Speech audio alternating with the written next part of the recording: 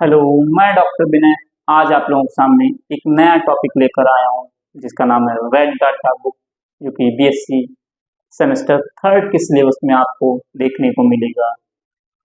Red data book, जैसे कि इसके ऊपर शॉर्ट नोट भी आप लोगों को एग्जाम में देखने को बहुत बार मिलता है। बहुत इंपॉर्टेंट टॉपिक है ये, और हो सकता है कि लॉन्ग में भी जो है कहीं कहीं आपको देखने को मिल जाए, या बहुत सारे कॉम्पिटिटिव एग्जाम में जो है इसके ऊपर ऑब्जेक्टिव बेस्ड क्वेश्चन आता है।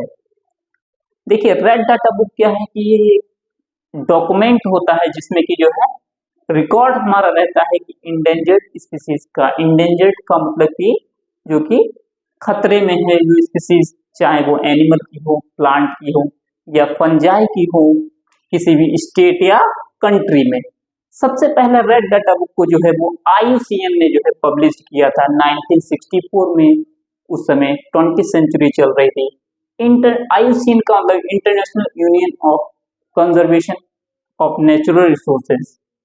अब इसमें जैसे कि रेड डाटा बुक में जो है वो आपको जो है उस बुक में कुछ कलर्स दिए गए होंगे शीट के पेज के। वो कलर्स जो है थ्रेटेंड स्पीसीज की जो है वैरायटीज को शो करता है।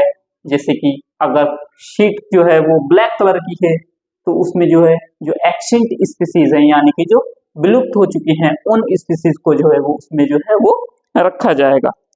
अगर जैसे कि जो रेड रेड शीट है, अगर रेड कलर की जो है शीट है, तो उसमें जो है जो हायर ग्रेटर रिस्क होगा, जिसको बहुत ज्यादा जो है रिस्क रहेगा विलुप्त होने का, उन स्पीसीज को उसमें मेंशन किया गया होगा।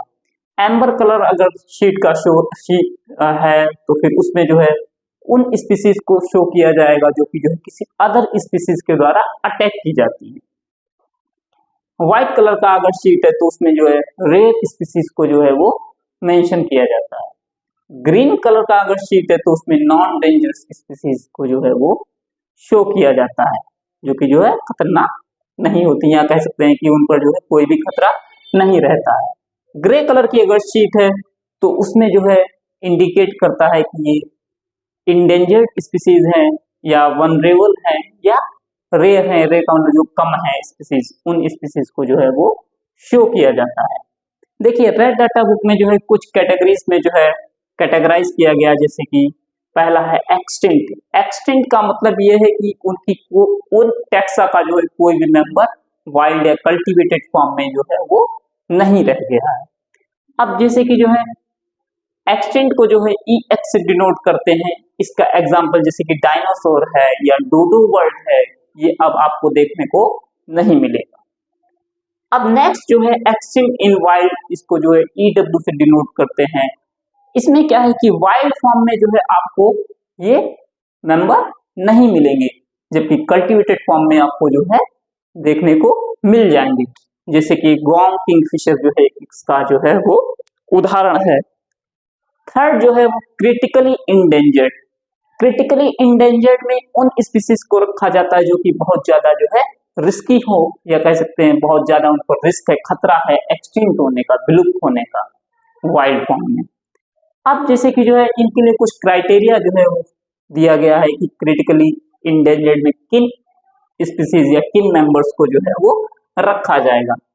जिनका जो है रिडक्शन कम होने का रेंज जो है 80%, अगर स्पीसीज कम हो जाती है आने वाली 3 पीढ़ियों में या 10 सालों में, तो उसको जो है क्रिटिकली इंडेंजर्ड में रखा जाएगा।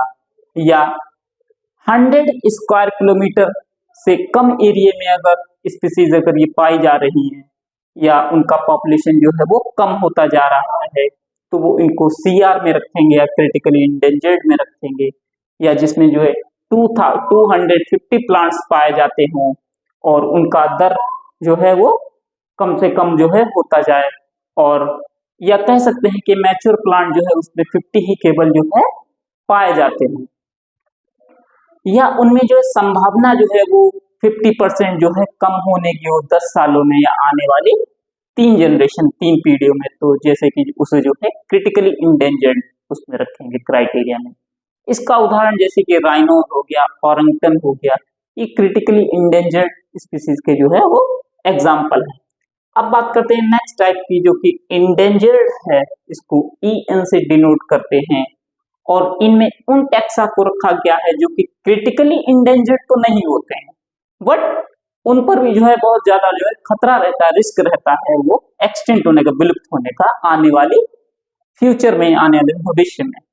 जैसे कि इनके लिए क्या क्राइटेरिया है कि 50% जो है रिडक्शन हो जाता है अगर आने वाली 3 पीढ़ियों में या 10 सालों में, तो उनको इंडेंजर्ड स्पीसीज में जो है काउंट किया जाएगा, या उनका जो है अक्रेंस जो है पाए जाने का जो है दर है वो 5000 स्क्वायर किलोमीटर से अगर कम है और पॉपुलेशन कंटिन्यू उनका कम हो रहा है, तो उसको जो है इंडेंजर्ड स्पीसीज में रखेंगे। या इनका प्लांट्स का जो है नंबर वो 2500 है, और मैच्योर जो प्लांट्स हैं उनका नंबर 2050 है, और इनकी प्रोबेबिलिटी जो है वो कम होने की, जो है एक्सटिंक्ट होने की, विलुप्त होने की 20% आने वाले 20 सालों में, या आने वाली 5 पीढ़ी में अगर इनका जनसंख्या जो है 20% कम हो जाता है, तो उन्हें इंडेंजर्ड स्पीसीज में रखा जाता है। एग्जाम्पल में ब्लू व्हेल हो गया या एशियन एलिफेंट हो गया। नेक्स्ट टाइप का जो है वो वनरेबल है, जिसको वीयू से जो है डिनोट करते हैं। ये ना तो क्रिटिकली इंडेंजर्ड होते हैं, ना ही इंडेंजर्ड होते हैं, जबकि जो है इनके ऊपर भी जो है रिस्क रहता है एक्सटिंक्शन, विलुप्त होने का बहुत ज्यादा। इनके लिए क्या क्राइटेरिया है कि इनका जो रिडक्शन दर है, यानी कि कम होने का जो है दर है वो 20% अगर कम होते हैं आने वाले 10 सालों में या आने वाली 3 पीढ़ियों में, तो उन्हें जो है वनरेबल में रखा जाएगा। और इनका जो है पाए जाने का दर जो है वो 20 के स्क्वायर किलोमीटर से अगर कम में पाए जाते हों, या इसमें जो है 10,000 से कम प्लांट्स आपको देखने को मिले, या मैच्योर प्लांट लगभग जो है 1,000 से कम आपको पाए जाते हैं, तो उसे वनरेबल में रखा जाता है। इनकी जो प्रोबेबिलिटी जो होती है, संभावना होती है अगर विलुप्त होने की 10% से कम आने वाले 100 सालों में, तो उसे जो है वनरेबल क्राइटेरिया में रखा जाएगा। एग्जाम्पल के तौर पे जाइंट पांडा जो है वो वनरेबल क्राइटेरिया में आता है। अब देखिए लोअर रिस्क में, अब इनका जैसे कि जो है काउंटिंग, अगर मान लीजिए संशोधन करने के बाद अगर वो इन तीनों कैटेगरीज में जो क्राइटेरिया इंडेंजर्ड, वनरेबल, किसी में भी अगर नहीं अगर कैटेगराइज किया जाता है, तो उसके लिए सब कैटेगरीज बनाई गई हैं। जैसे कि पहला है कंजर्वेशन डिपेंडेंट। इसमें क्या है कि आपको उस स्पीसीज का या उस टेक्सा का कंटिन्यू कंजर्वेशन प्रोग्राम करना चाहिए, उसको बचाए रखने के लिए जो है कुछ प्रोग्राम करना चाहिए, नहीं तो वो जो है थ्रीटेंड, संकट में आ जाएगी। जैसे कि एग्जांपल की बात करें तो यूफोरबियल्स ऑर्डर, जो कि प्लांट का, उसमें यूफोरबियल्स एक ऑर्डर है यूफोरबिएसी फैमिली में, तो उसमें कुछ प्लांट के ग्रुप हैं जो कि कंजर्वेशन डिपेंडेंट है, यानी कि कंजर्वेशन पर ही वो डिपेंडेंट है। नियर थ्रीटेंट यानी कि थ्रीटेंट के करीब हैं। अब ये जो है टेक्सा जो है वो कंजर्वेशन डिपेंडेंट तो नहीं है, लेकिन वनरेबल के करीब है। जैसे कि एग्जांपल है साइथिया, कोलेरिफोरिया, कोलेरिफेरा। नेक्स्ट टाइप का जो है लीस्ट कंसर्न, जो कि जो है ये भी जो है कंजर्वेशन डिपेंडेंट को जो है फॉलो नहीं करते, क्वालिफाई नहीं करते हैं, और नियर थ्रीटेंट होते हैं। तो जैसे कि इसमें एग्जांपल है एलॉय की कुछ स्पीसीज पाई जाती हैं।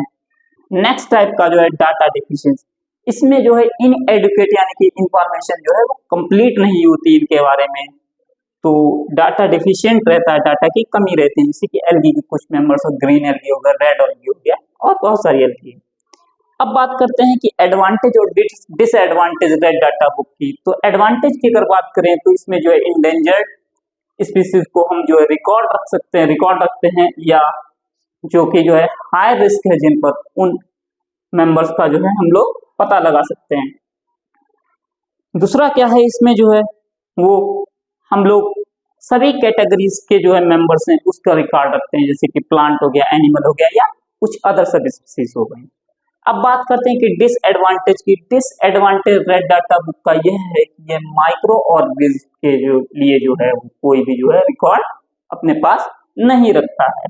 दूसरा क्या है कि इंडेंजर्ड और क्रिटिकली इंडेंजर्ड स्पीसीज जो होती हैं उनका फुल डाटा जो है रेड डाटा बुक में नहीं मेंटेन हो पाता है। ये दोनों इनके डिसएडवांटेज हैं। आशा करते हैं कि आप लोगों को रेड डाटा बुक जो है वो समझ में आया होगा लेक्चर आज का। ऐसे ही लेक्चर को देखने के लिए हमारे चैनल को सब्सक्राइब करें, लाइक करें और अपने दोस्तों के बीच में शेयर करें। जय हिंद, जय भारत, थैंक यू।